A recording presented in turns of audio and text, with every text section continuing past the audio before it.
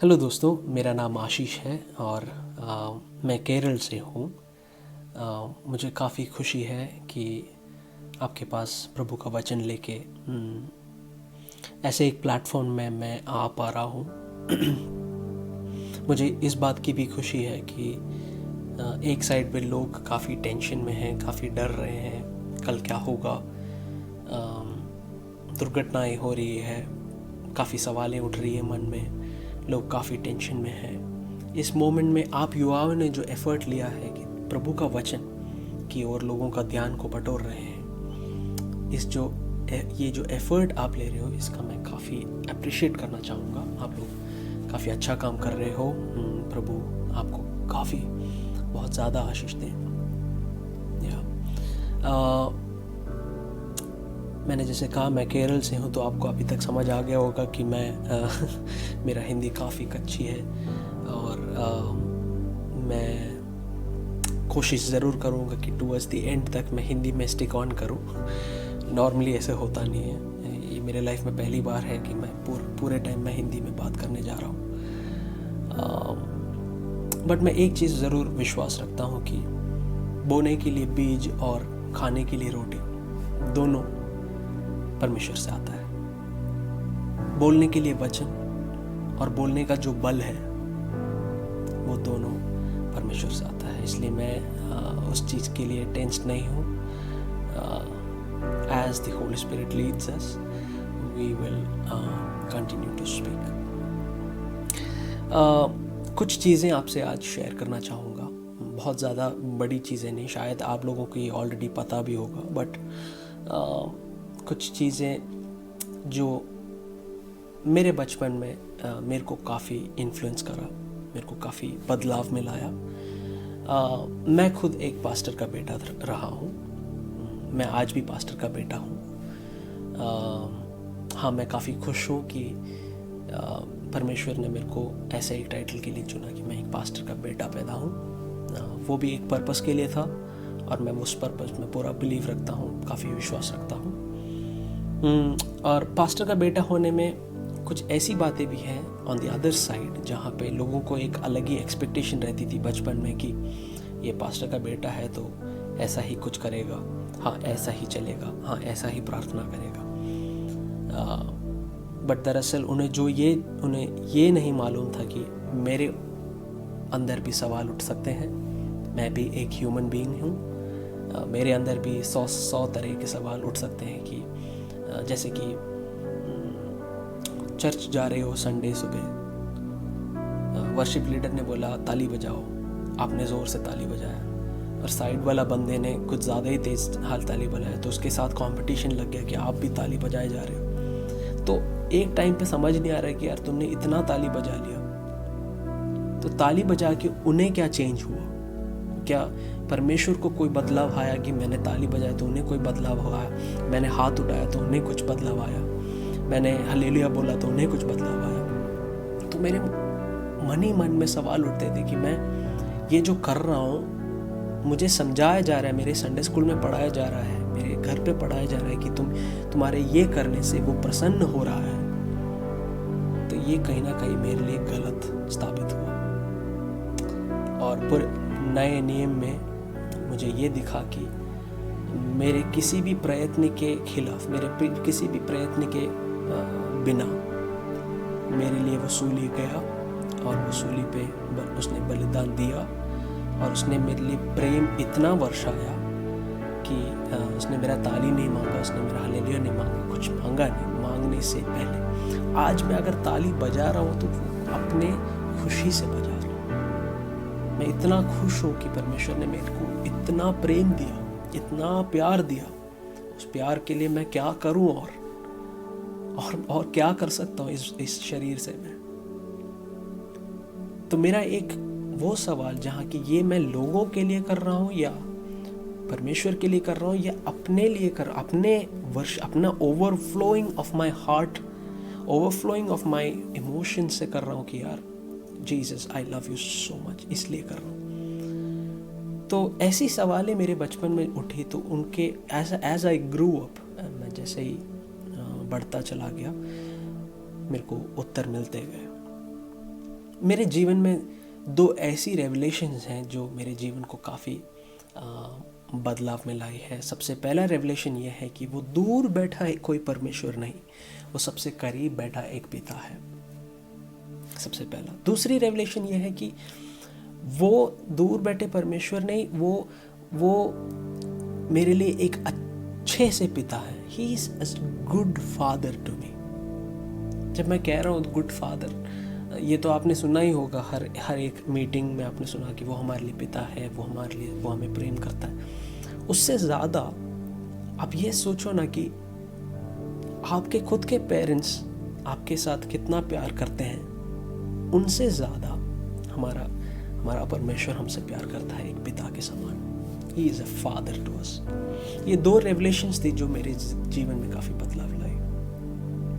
तो मेरे को एज आई ग्रू अप, मुझे मेरे पिता को जो बुरा पोर्ट्रे दे रहे हैं लोग, उस चीज़ से मुझे काफ़ी खिलाफ था।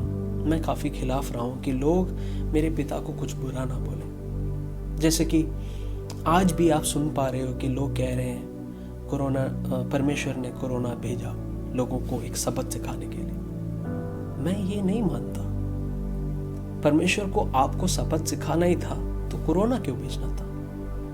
वचन कह रहा है कि उसने अपना प्रेम को दर्शाया पूरे संसार के आगे, सूली पे चढ़ गए। उस प्रेम को दर्शाने वाला आपको कोरोना क्यों देगा, और कोरोना देके आपको क्यों ठीक करना चाहेगा?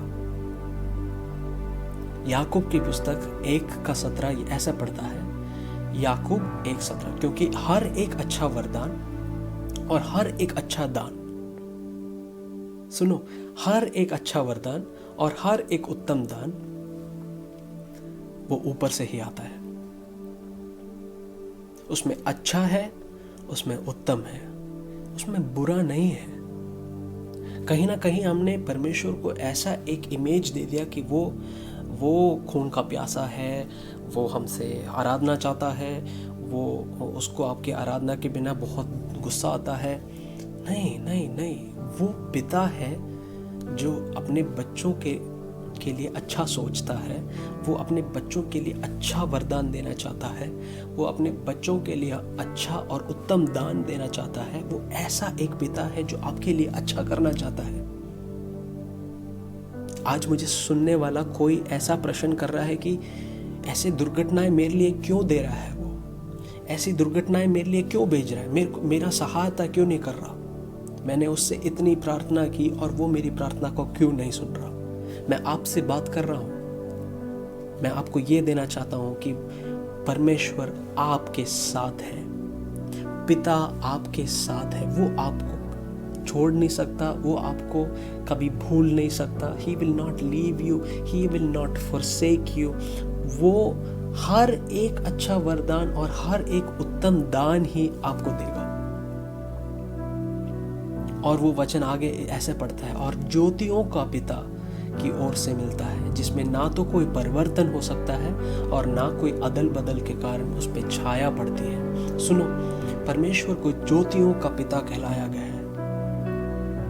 मैं सोच में पड़ गया कि यार, उन्हें ज्योति का पिता क्यों नहीं कहा, एक का पिता नहीं कहा। यूहन्ना का सुसमाचार 8वें अध्याय पे ऐसा कह रहा है कि वो जगत का ज्योति है, वो जगत का ज्योति है। मत्ती 5 में ऐसा कह रहा है कि आप जगत के ज्योति हो। जिस मुंह से यीशु ने कहा कि मैं जगत का ज्योति हूं, उसी मुंह से वो आपके लिए कह रहा है कि आप जगत के ज्योति हो। आज आप जब परमेश्वर से पूछ रहे हो कि आपने मेरे को ये संकट क्यों दिया, ये दुर्घटनाएं क्यों भेजी, परमेश्वर आपको कह रहा है कि बेटा, मैंने आपको ज्योति बना रखा है इस दुनिया में। आपने कभी ऐसा सोचा है?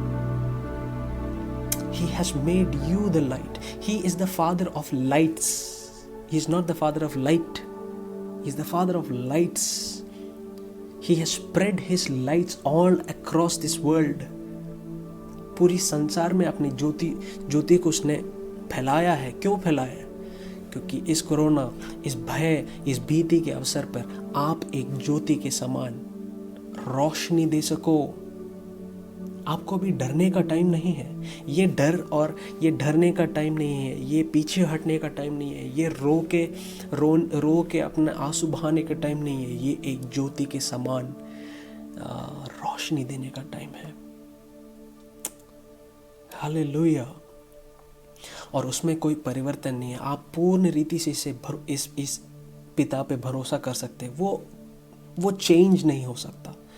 आज गुड है, कल बैड होगा, नहीं। He is good, he was good and he will always be good. वो आपको अच्छा ही देगा, अच्छा वरदान और उत्तम दान। मैं एक और वचन मैं पढ़ना चाहूँगा जो मेरे को काफ़ी मेरे को चेंज मिला है, मेरे को काफ़ी अच्छा लगा ये पढ़ के। रोमन्स चैप्टर 8 वर्स 15, रोमर 8:15। वो ऐसा कहता है, क्योंकि वह आत्मा जो तुम्हें मिली है वो तुम्हें फिर से दास बनाए या डराने के लिए नहीं है, बल्कि वह आत्मा जो तुमने पाया वो तुम्हें परमेश्वर के संपालित संतान बनाने के लिए है, जिससे हम पुकार उठते हैं, हे अब्बा, हे पिता। आपने जो आत्मा आज पाई है वो आत्मा आपको दास बनाने के लिए नहीं है। कम ऑन, ये आत्मा आपने जो अभी पाई है, ये आत्मा जो परमेश्वर से आपने पाई है, वो आत्मा आपको दास नहीं बना रही, वो आत्मा आपको संतान संपालित बना रही है और आपको पुकारने के लिए कह रही है, अब्बा, कॉल हिम अब्बा, कॉल हिम पिता। तो आज मैं आपको आमंत्रित कर रहा हूं कि इस परमेश्वर को आप गलत मत सोचिए। ये गलत नहीं, ये गलत कर ही नहीं सकता। इस कोरोना के टाइम पे आप जब पूछ रहे कि आप क्यों नहीं कोरोना को हटा रहे, परमेश्वर आपको कह रहा है कि तुम ज्योति क्यों नहीं फैला रहे। इसलिए हर एक व्यक्ति को आज मैं आमंत्रित कर रहा हूँ, इस गॉस्पेल में आपको इनवाइट कर रहा हूँ, जहाँ पे अब कभी भी आप परमेश्वर को दोष ना दें कि उन्होंने आपके साथ कुछ बुरा किया। नहीं, क्योंकि उनके पास से उत्तम दान और अच्छा वरदान ही आ सकता है। वो आपको बुरा नहीं देना चाहते। वो आपको ज्योति इसलिए बना के भेजे हैं, वो ज्योतियों का पिता इसलिए कहलाता है कि आप ज्योति बनकर इस अंधकार में रोशनी फैला सको। परमेश्वर आप सबको आशीष दें। आमीन।